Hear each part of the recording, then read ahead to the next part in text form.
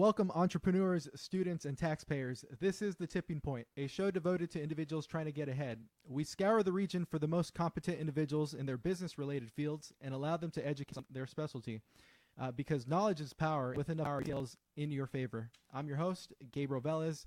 Today's episode is brought to you by Tirani & Velez, an Irvine-based tax and accountancy firm concentrating on closeness. Our guest today, Dane Petchul with Oracle College Planning, a firm devoted to helping students and parents the most out of their college experience without going broke in the process. And as a reminder, if you like today's content, please remember to like, share, and subscribe. Welcome to the show, Dane. How are you doing? Well, thank you. And I'm quite honored to be here and speaking to your audience there, and hopefully I can bring some value and insight to their lives. Yep, that's what I'm trying to do every day. So let's start off. I said it in the intro. You're in college planning and helping people, not pay for a college education. But give us a little bit of background on yourself. Well, I've lived 3 lives, basically. Okay. First one, a tennis professional in my first life. Okay. And moved on from there and actually got into restaurants. And I owned and operated restaurants for 22 years. They were called Chicago Pizza and Pasta. And even though they were out here in California, the basis is I'm originally born and raised in Chicago. So they were highly authentic. Okay. And after 22 years in the restaurant business, life takes turns, and I was into the insurance business. And insurance, kind of jack of all trades, health insurance, a little term life insurance, a little insurance, but then had a, workshop on long-term care, really struck a chord, and I spent, 4.5, 5 years just specializing in long-term care planning. That's an industry that changed and evolved, and if you ever read the book, Who Moved My Cheese?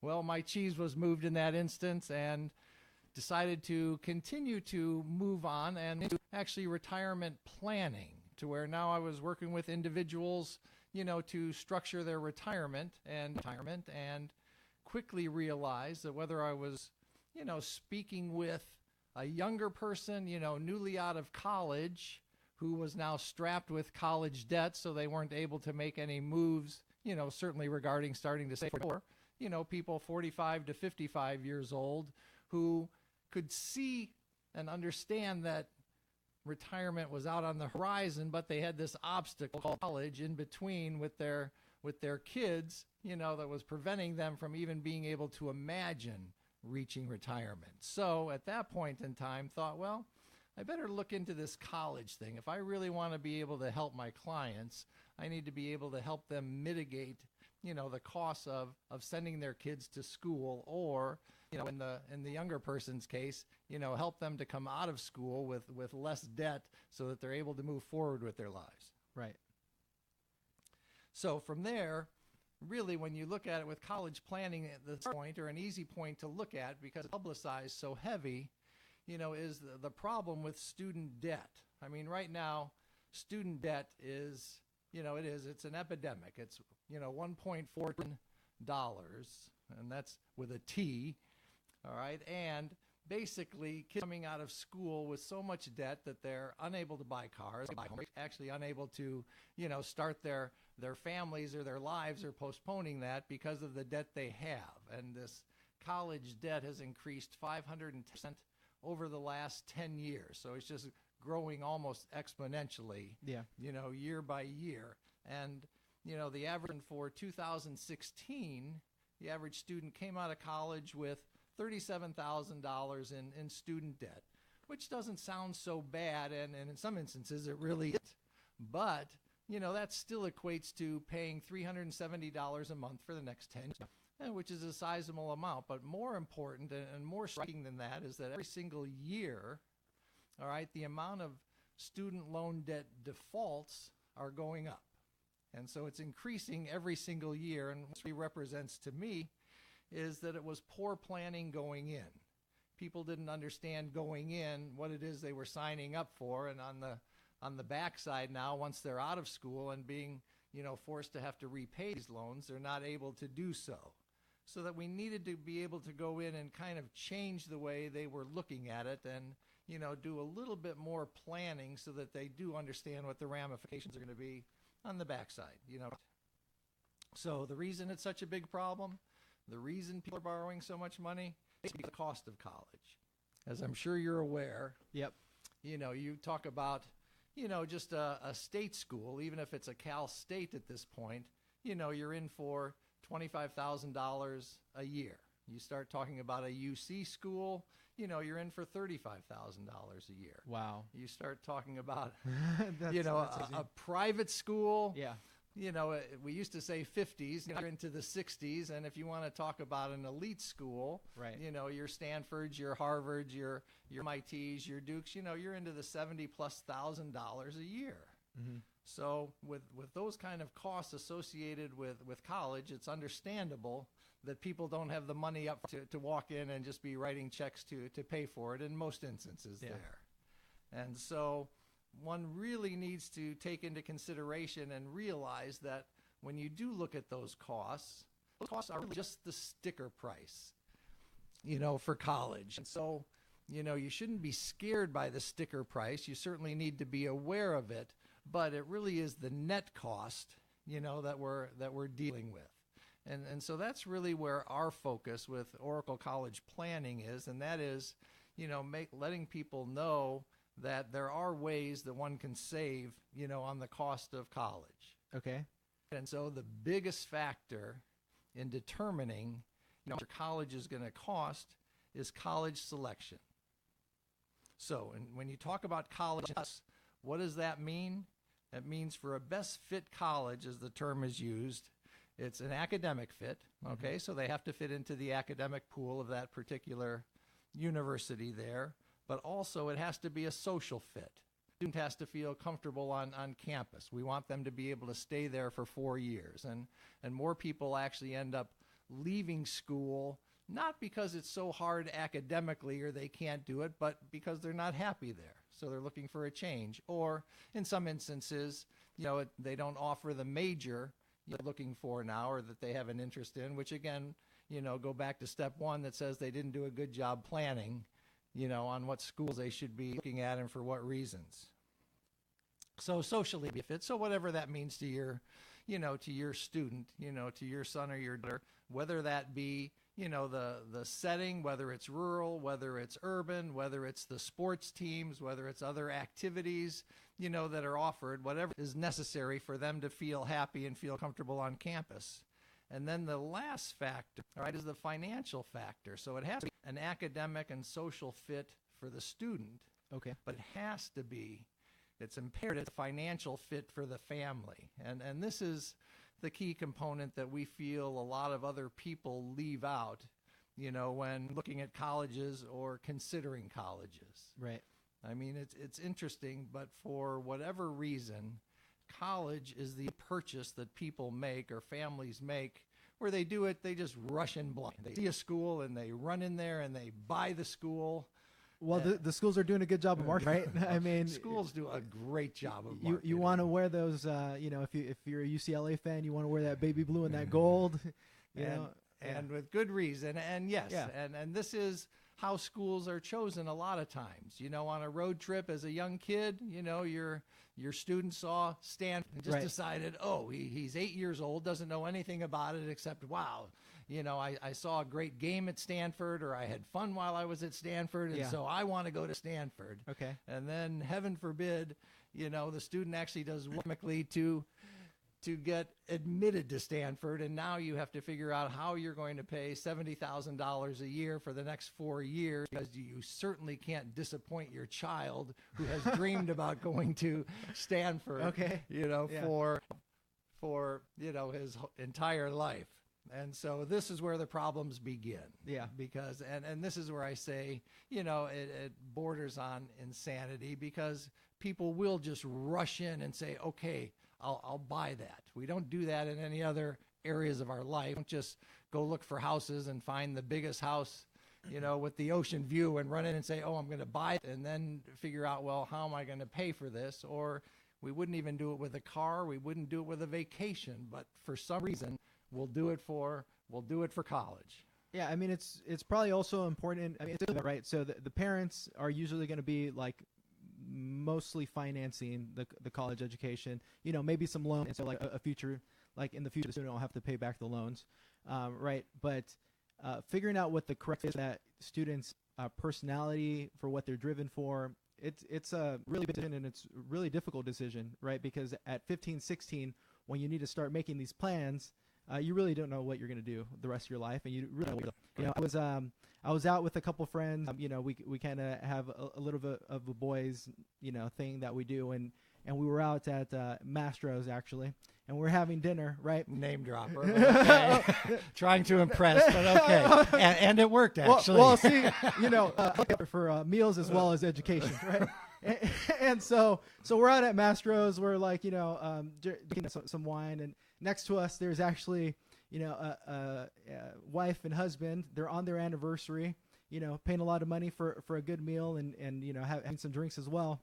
And out of nowhere, the wife actually turns to me, okay? And I'm going to tie this back into what we're talking about today. Actually turns to me and is like, oh, you know, like this is so wonderful that you guys are friends, you know, this long.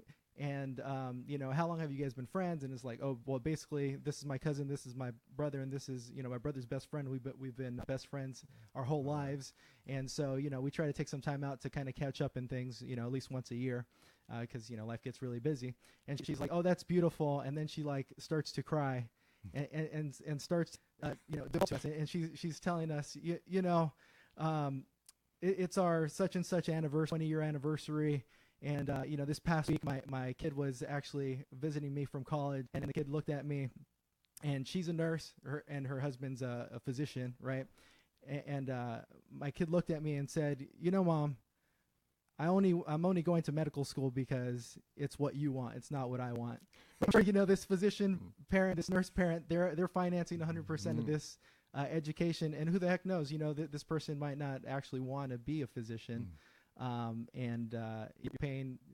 I'm assuming they're going to be paying, you know, $200,000 in tuition plus, and somebody who's not actually even motivated to get into the profession that they're looking at, you know, and so having that conversation early on and figuring out, you know, what your kid is really into is important and very important. And the longer I'm in this, the more I realize the earlier conversations need to start. Right. You know, it used to be that, you know, it used to be even like a month ago that you would say, you know, oh, junior year is a good time to start on this. Right. And you can, you know, you've got a year, you can kind of start covering the bases a little bit, looking at the different schools, talking about the different schools.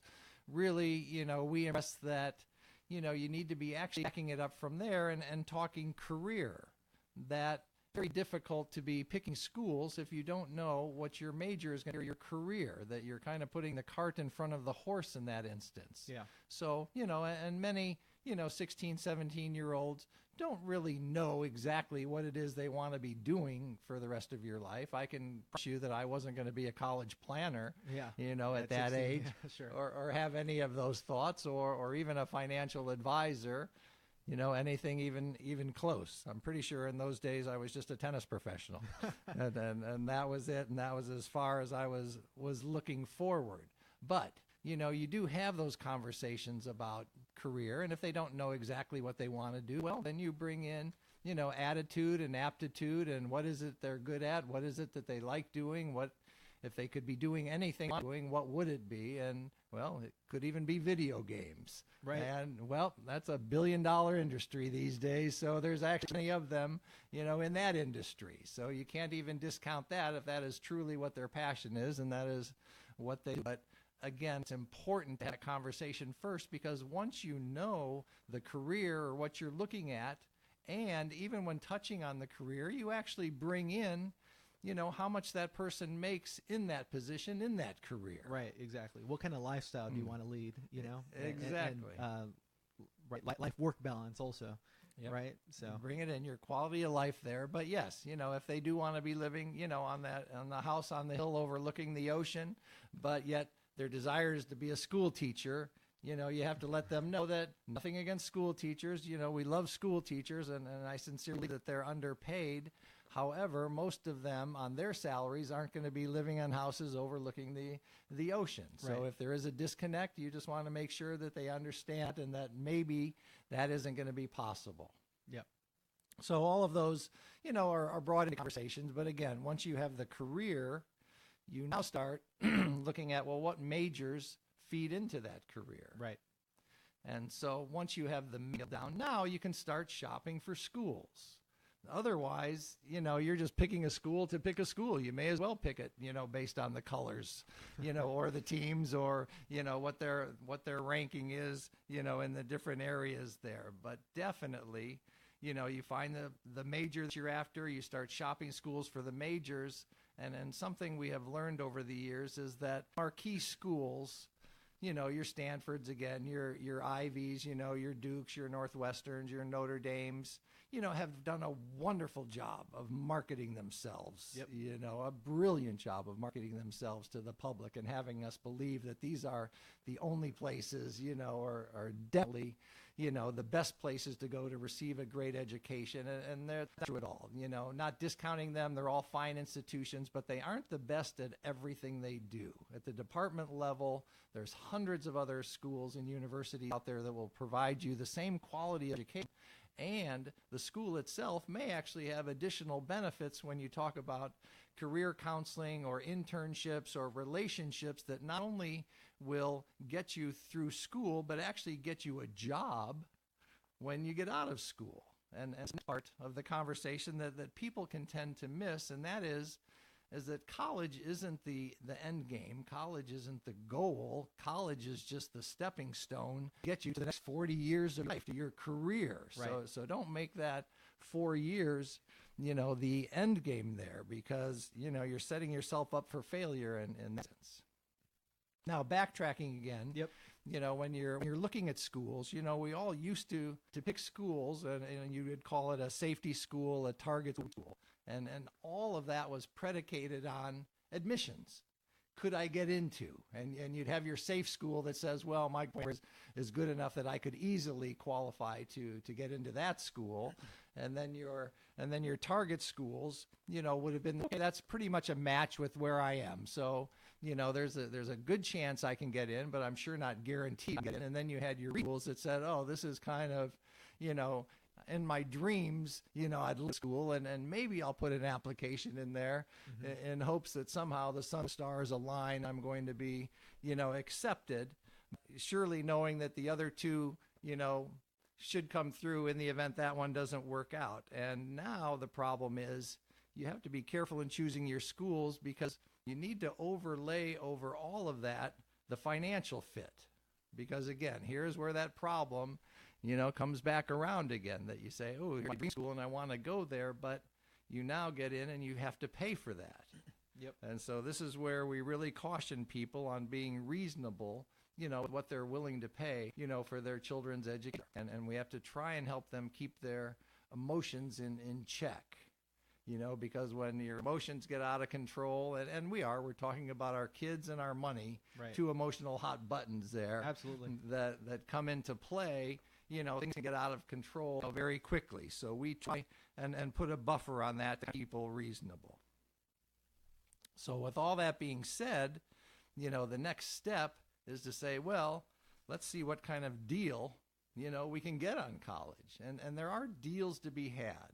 Okay. Most people, the biggest myth out there is that, I have too much, I make too much, I'm not going to qualify for any financial aid, so I'm going to fight. I'm similar to my neighbor, and his kid went off to college, and he didn't qualify for any money, so I qualify for any money, so I'm not even going to try and look. And nothing could really be further from the truth. So when you talk about aid, there's really two types of aid that you're looking at. One would be need-based aid, and need-based aid is basically, predicated on, determined by the financial profile of the family.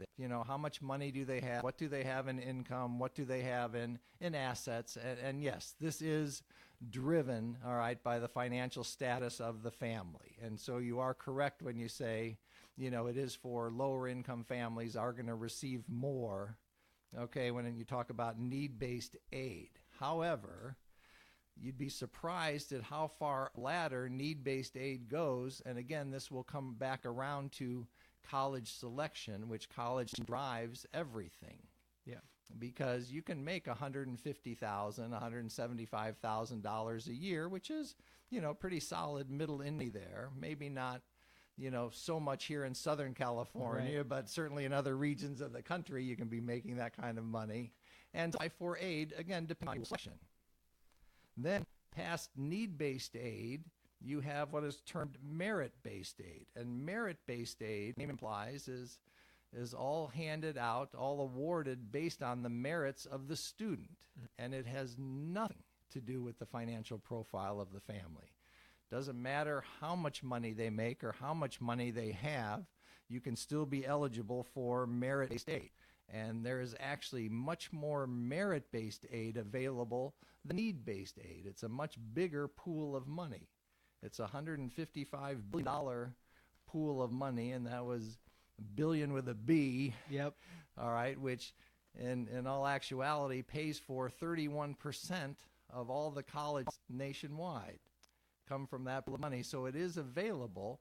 The unfortunate part is how much of it is left on the table each year just because people aren't aware, that they should be looking for it or considering it. Then the last thing, you do have your private scholarships.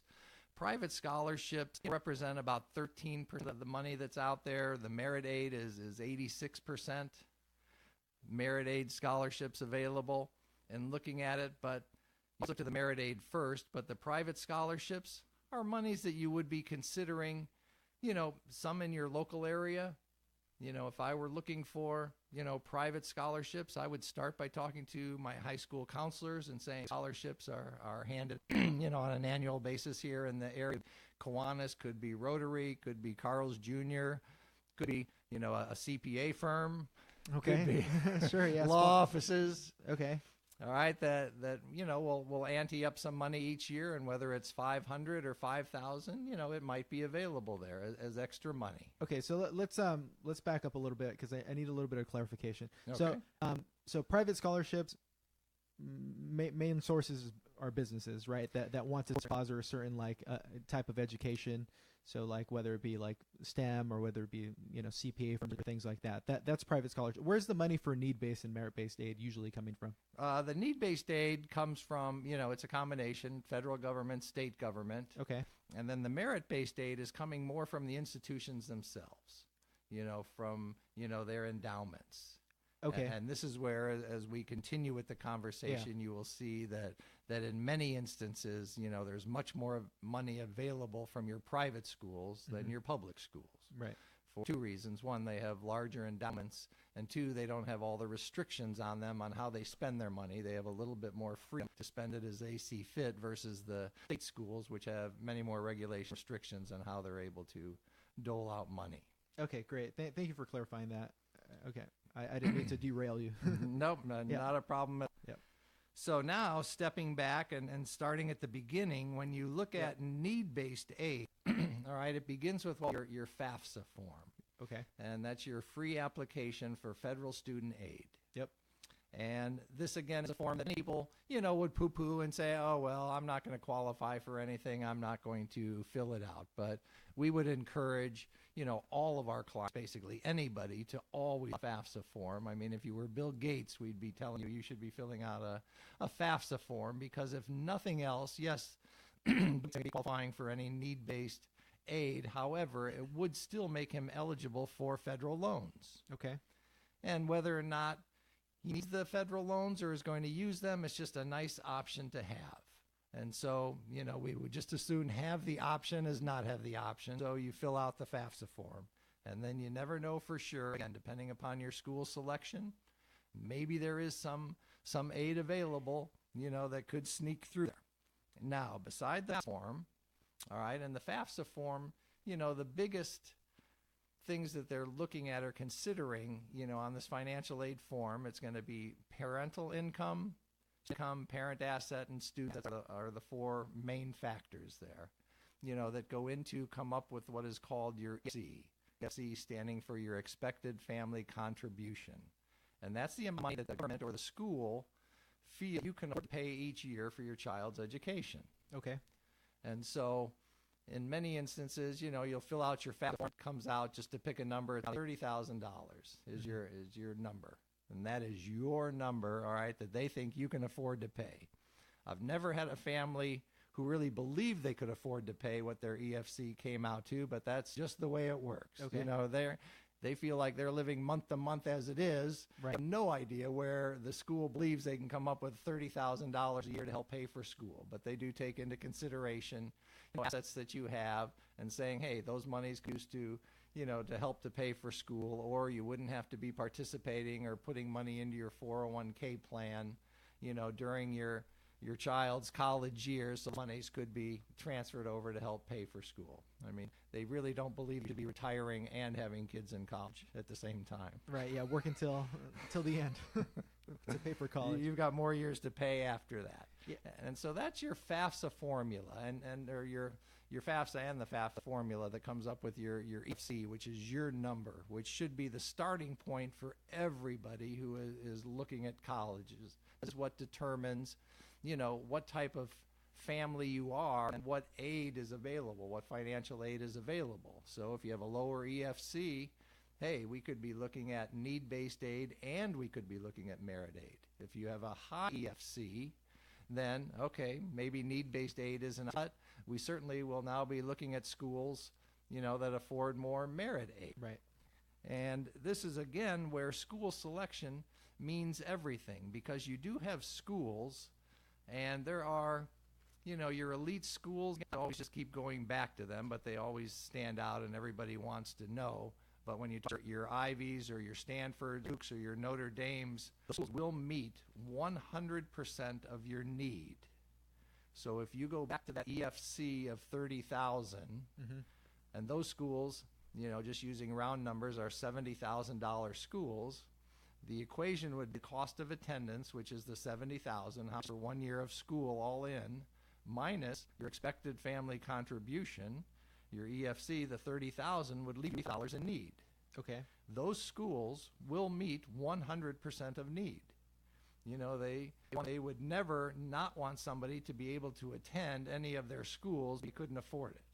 Now, you still need to be able to have the grades to be admissions, Sure. which is another problem in and of itself, you know, past the money. But, you know, you will be able to go there, you know, if you have the grades to get in and you don't have the money to afford it, because they will meet your need. Okay. The problem is with those schools, they aren't big on merit aid. So when you look at it, your child could be valedictorian and cured cancer in the basement and captain of the lacrosse team and won the national championship, and he wants to go to Yale. Yeah. You know how much aid you're going to get from Yale? None, unless you have need-based, you know, qualifications there. But if you're a higher income family, you're not going to receive any merit aid from Yale. They would love to have your student come, Yeah. but they would have him pay full price also at the same time. Why? Because they can. They have their pick of the litter. They have so many people, you Okay. know, applying Yeah. for so few spots that they can afford to charge price for everybody coming in. And they do. And so this is where we, you know, paying full price for a college is a choice, not an obligation. Meaning you can choose to go to Yale and pay full price, or Stanford and pay full price, or you can go to a different school, say a Case Western Reserve, which maybe you've heard, maybe you haven't, but Case Western Reserve, you know, is a college in Cleveland, Ohio, and it's ranked in the top 50 colleges in the country, but it certainly isn't as famous. And the difference, they'll compete with a lot of these top schools at the department level for many of their majors, many of their departments, but overall they certainly don't have the prestige of these schools. But the difference is they give merit aid. Yeah. So while it is still a $60,000+ school, that child that's valedictorian and cured cancer in the basement and captain of the lacrosse team, they're going to say, hey, we'll give you $30,000 or $40,000 to attend our university. We will have you, you know, at our school, and basically we'll bribe you to come here, to attend our school. We will offer you that money.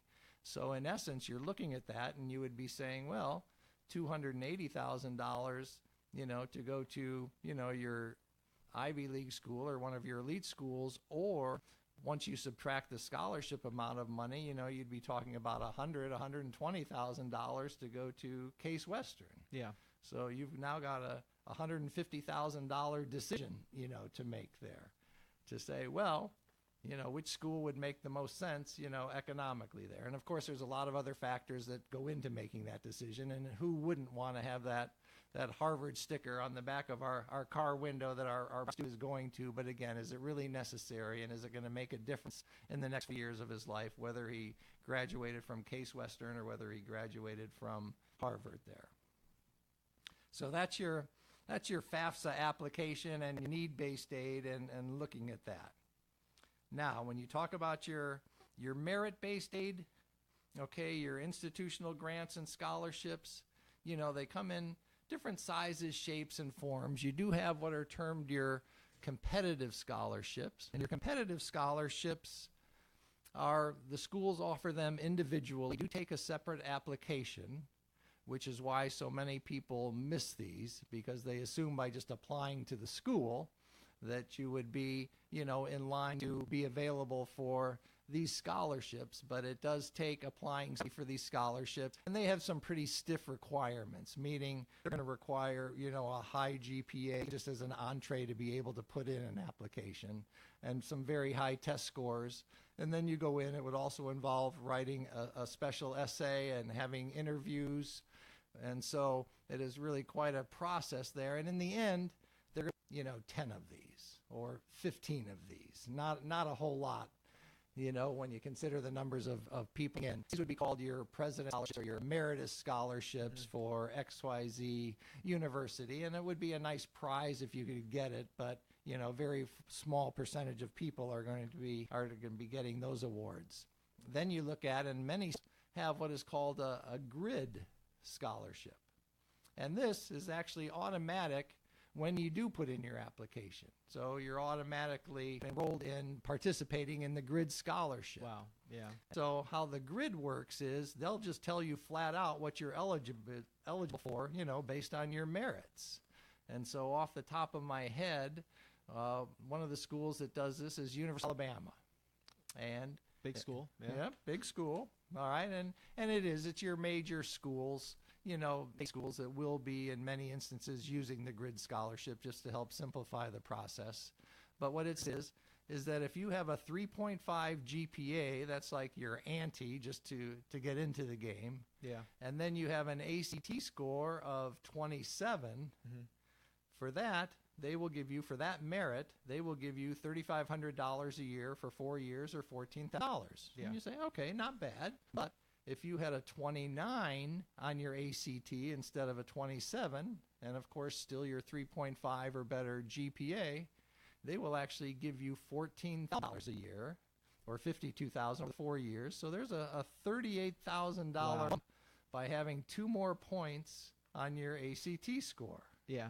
Which now lends credence to, prep test as being your absolute best return on investment that you'll ever make. Yep. To go ahead and spend the money to pony up the money, take a college prep course or 3 to improve those test scores. Because if that same 29 goes up to a 32, all right, they'll be giving you 36,000 or 26,000. I'm sorry, 107,000.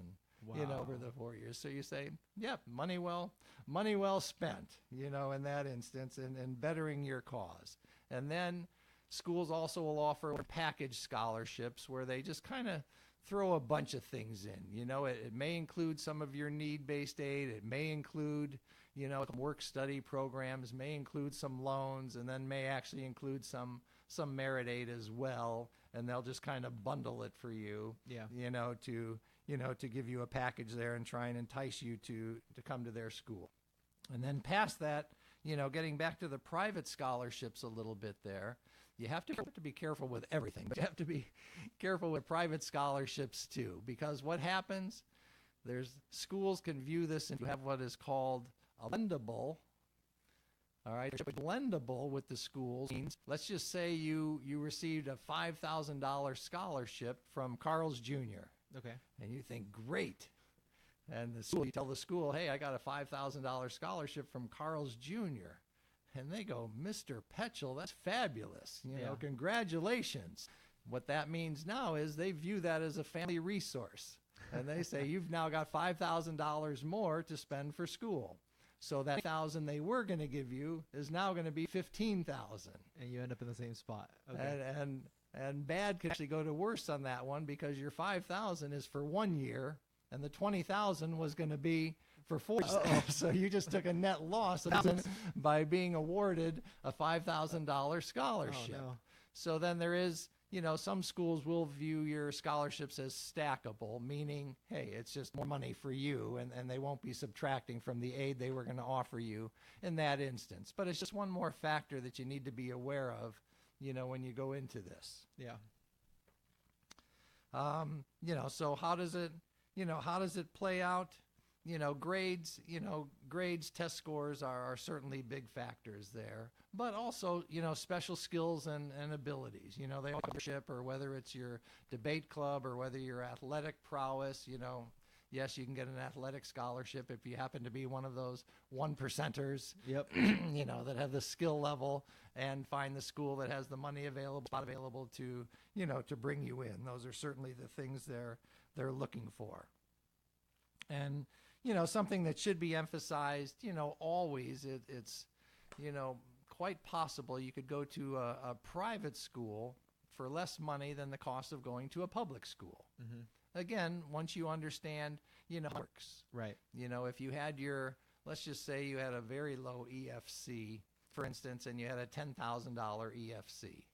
And so your $10,000, you say, okay, that's low, and you still look at that sticker and get a little bit intimidated there. So you say, well, Cal State Fullerton looks pretty good at 25,000, and I have a $10,000 EFC, which makes me eligible for $15,000 in need-based aid. Yeah. And Cal State Fullerton would say, well, we only meet, 53% of that need-based aspect.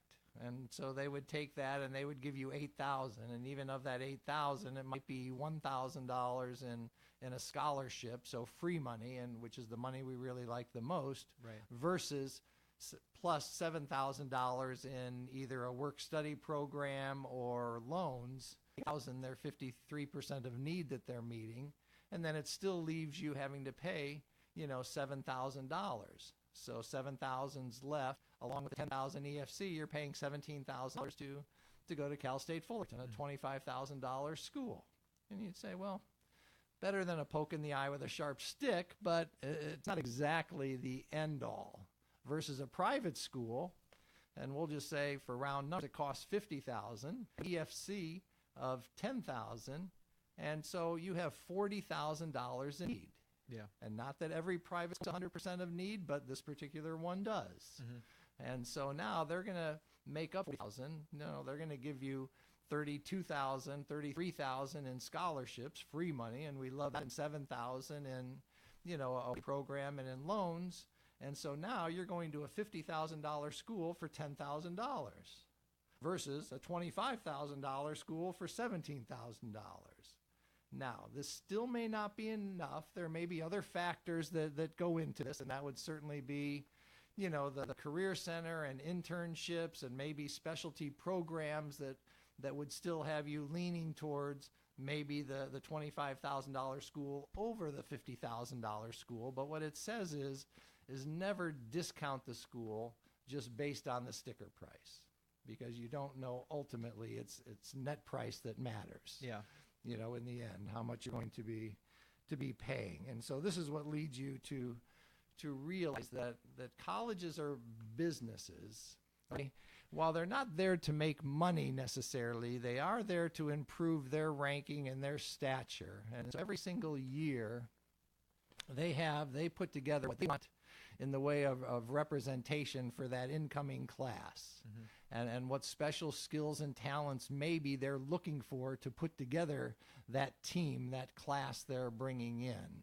And so if you happen to be one that has some of these special skills and abilities, by all means, they're willing to give you more money, because you fit what they're looking for.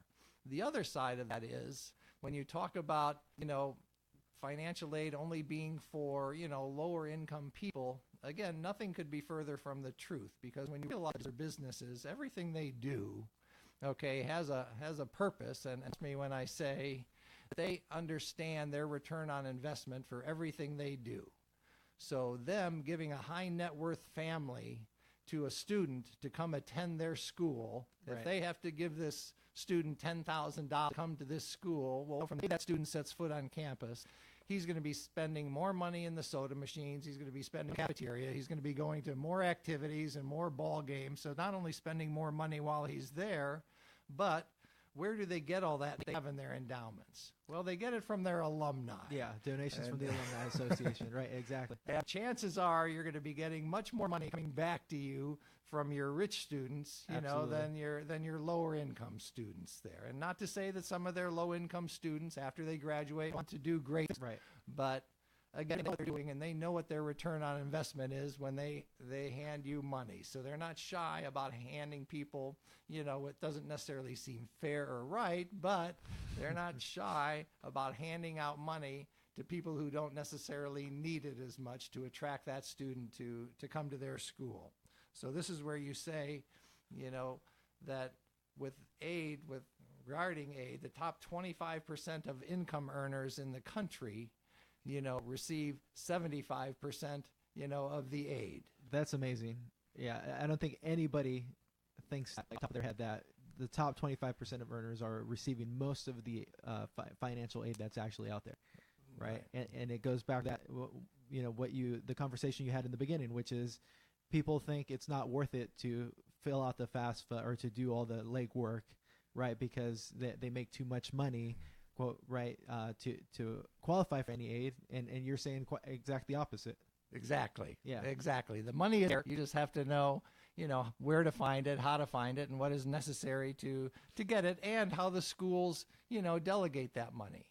How they hand it out, because again, every school is different, and this is where you have to know what type of family you are, to know what type of schools you should be approaching, to receive aid. Are you that merit student? Then that's fine. You want to be looking to those schools that are going to offer you merit. If you have a need-based, and you have the credentials, you have the academics to get in, well, your elite schools, deal for you. You want to go back to Yale if maybe you're not valedictorian, but maybe you're top 20 in your class and you cured cancer in the basement and your lacrosse team won the national championship and you have a need $10,000.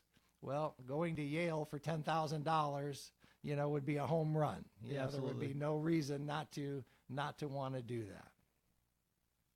So now, last thing that we would really be touching on here would be, there are other ways, to save on the cost of college. Right. It isn't just the financial aid that's being offered through, the government or the institutions there. And this really comes into play, more often when we're dealing with families who are business owners. And you look to some of the opportunities that are out there. You have what's called the American Opportunity Tax Credit. Right. All right, which does have a phase out between $160,000 and $180,000, so everybody doesn't necessarily qualify for it. But those of you who do, okay, it's $2,500 a year, and Yep. so over the 4 years of college, you're going, well, $1,000 tax credit. We release tax scholarships. Correct. Yeah. Taking advantage of it and keeping it in that college realm. Other strategies that are utilized, are giving, highly appreciated stocks to your kids. And yes, you have to be aware of, the kiddie tax, but, we look at that with that, but, in gifting it, to your child and putting it in an UGMA and then distributing it over the 4 years of college, you can't avoid, easy for me to say, but you can't avoid the capital gains, on those taxes and have a savings there. Another strategy or example would be, hiring your child and putting them on the payroll. Yeah. And as you know, with the changes in tax reform, the amount of money you can be paying them is now up to $12,000. Is that right? Without being yeah, exactly, without paying any tax, right? Without paying any tax. And even, but it could go higher than that, right? Because if you're a really high income earner and you're paying tax at the highest rate, any dollar that you can pass on to your kid, even if it's taxable, it's going to be taxed at a lower rate than you are, and so you're going to be saving. Right. Only caveat to that is they actually have to be doing something for the business. You can't just, pay them $100,000 salary because that's what tuition is.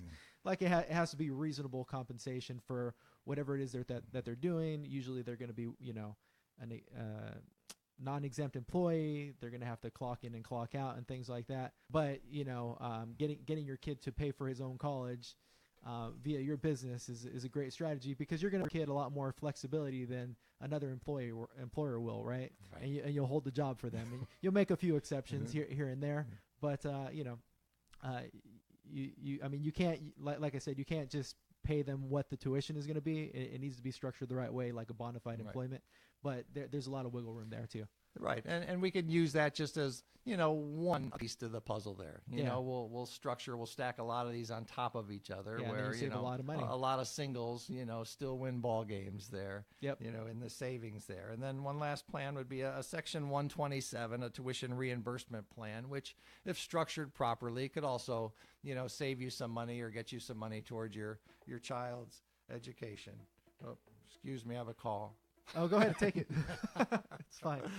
All right. And then I know one that's near and dear to Gabe is the community college option. Well, I'm saying that is an option, right? If you don't know what you want to do.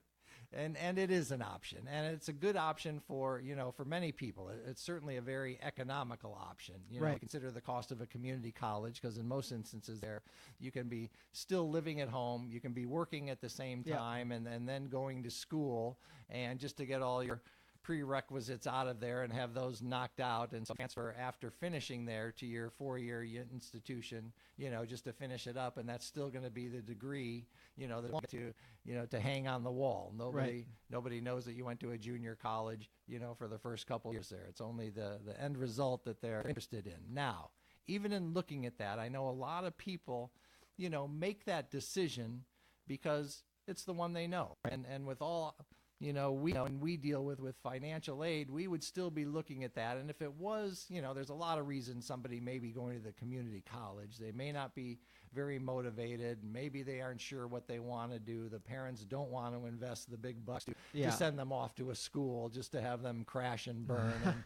And I understand that. So there are a lot of factors. But if it's just sheer economics, again, you still possibly have the opportunity, if it is lower income there, maybe there's need-based into a 4-year school, where, the surroundings and the environment are actually going to be better for the student, and the chances of success that much greater, because you're going to be in a situation where you have everybody who is focused and who is studying and trying to graduate in 4 years, and your opportunity to graduate in 4 years from a private school is much greater than from a public school, and especially, starting at the community college level, because it may take you 2 years, 3 years, even just to get through the community college level, and then depending upon how all your credits transfer over to the 4-year school, well, you may still end up spending 2 or 3 years at the 4-year school, which, say you're going to get out of a Cal State, in 4 years is really...